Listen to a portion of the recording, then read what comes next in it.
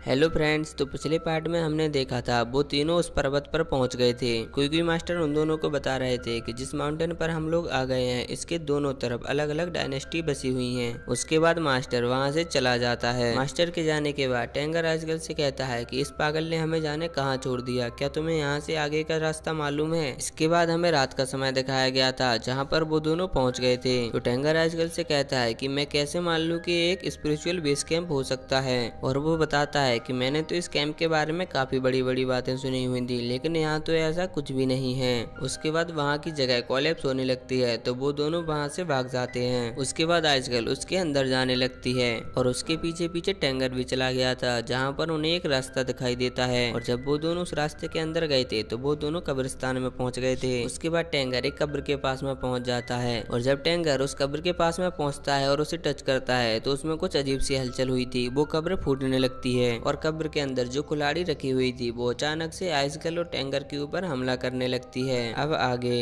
इस एपिसोड की शुरुआत में हमें दिखाया जाता है कि जो कुल्हाड़ी उन दोनों के ऊपर हमला कर रही थी उसमें से एक लड़की निकलती है और वो उन दोनों से पूछती है कि आप लोग कौन हैं। तो टेंगर उसको देखकर अचानक से हंसने लगता है और वो आइसगर्ल से कहता है कि ये तो उसी हैमर की बहन जैसी लग रही है। टेंगर की हंसने की वजह से उस लड़की को गुस्सा आ जाती है और वो अपने वेपन से उन दोनों के ऊपर हमला कर देती है, लेकिन टेंगर और आइसगर्ल उसके हमले से बच जाते हैं। तो टेंगर आइसगर्ल से कहता है कि क्या आप ठीक हैं, आपको कहीं चोट तो नहीं आई। उसके बाद आइसगर्ल अपनी आइस स्वॉर्ड निकाल लेती है, तो वो दूसरी लड़की आइसगर्ल की आइस स्वॉर्ड को देखकर कहती है कि ये तो बच्चों के खिलौने की चीज है। उसके बाद आइसगर्ल और वो लड़की दोनों आपस में लड़ने लगते हैं। उनके बीच में काफी तगड़ी फाइट होती है। वो दोनों आपस में एक दूसरे के ऊपर काफी तगड़े वार कर रहे थे, लेकिन वो दोनों ही एक दूसरे से बचते भी जा रहे थे। और उन दोनों की फाइट को देखकर टेंकर सोचता है कि अब इन्हें कैसे रोका जाए। तभी उसे एक आइडिया आता है और वो उनसे कहता है कि तुम दोनों प्लीज लड़ना बंद करो। क्या तुम लोग जानते हो कि इससे बड़ा हैमर च्युइंगन माउंटेन पर है। तो वो लड़की लड़ना बंद कर देती है और उससे कहती है कि आप कौन है जिसने मुझे नींद से फिर से जगाया। उसके बाद वो लड़की उससे कहती है कि तुम तो एक सिंपल लड़के हो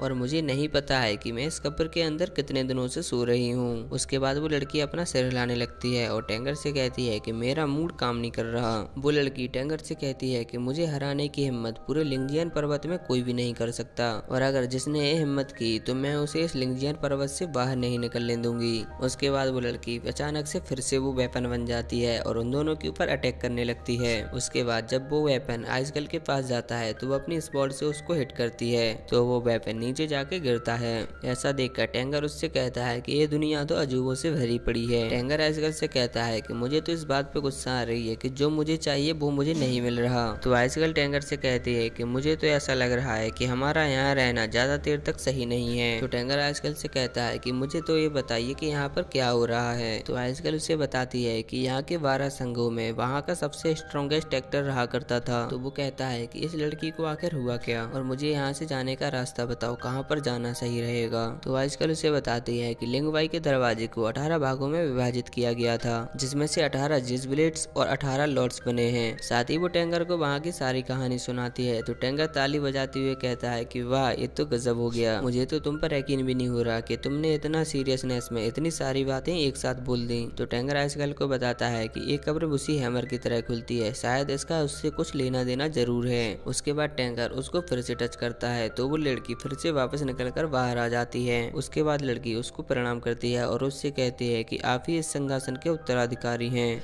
तो टेंगर कहता है कि ऐसा कुछ नहीं है। उसके बाद वो लड़की जैसे कि थोर अपना हथौड़ा बुलाता है, ऐसे ही वो अपना वेपन मंगाती है, और जब उसका वेपन उसके हाथ में आ जाता है तो वो टेंगर के ऊपर फिर से हमला करने लगती है, और टेंगर उसके हमलों से बचता जा रहा था। उसके बाद आइसगर्ल अपनी स्पॉट से उसको रोक लेती है, और तुम मुझे बार बार हथौड़ा दो क्यों कह रहे हो।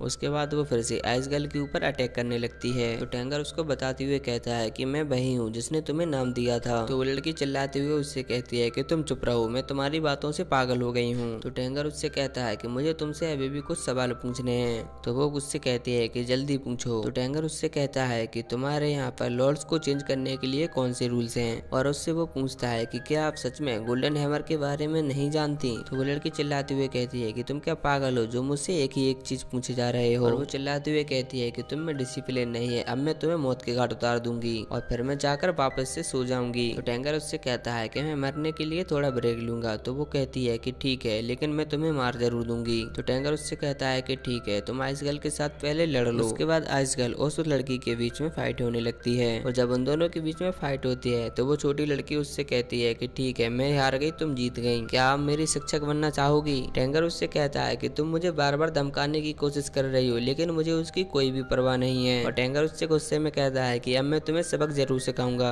और वो आइसगर्ल को अपने पीछे कर लेता है। तो वो लड़की सोचती हुई कहती है कि मेरी सबसे अच्छी ताकत है उसको लाड़ी में बदल जाना, लेकिन इस बंदे ने तो उसे केवल एक ही झटके में तोड़ ही दिया था और इसका मतलब तो मुझे ये लगता है कि इसने स्पिरिट मास्टर के ऊपर भी विजय हासिल कर ली होगी, इसीलिए मुझे नहीं लगता कि अब मुझे इसके साथ फाइट करनी चाहिए। और वो टैंगर से कहती है कि आप तो मुझे ह्यूमन स्पिरिट लॉर्ड लगते हैं, इसलिए आपका मैं यहाँ पर स्वागत करती हूँ। और वो टैंगर के सामने सर झुका लेती है। तो टैंगर उससे कहता है कि इसकी कोई भी जरूरत नहीं है। टैंगर उससे कहता है कि मुझे बाकी के 5 टोम्बन स्टोन के बारे में बताओ कि वो कहाँ पर हैं। जल्दी से जल्दी मुझे उनका पता बता दो कि आखिर वो 5 लॉर्ड कहाँ पर सो रहे हैं। तो वो लड़की टैंगर से कहती है कि आप जैसा सोच रहे हैं यहाँ पर वैसा कोई भी वेपन मौजूद नहीं है। तो वो लड़की टैंगर को बताती है कि किंग जाओ की 5 छोटी बहनें थीं, लेकिन टैंगर को उसकी बात पे यकीन नहीं होता और वो हर कब्र के पास जाकर कब्र को फोड़ने लगता है और उनको तोड़ने में टैंगर की काफी सारी एनर्जी वेस्ट होती जा रही थी।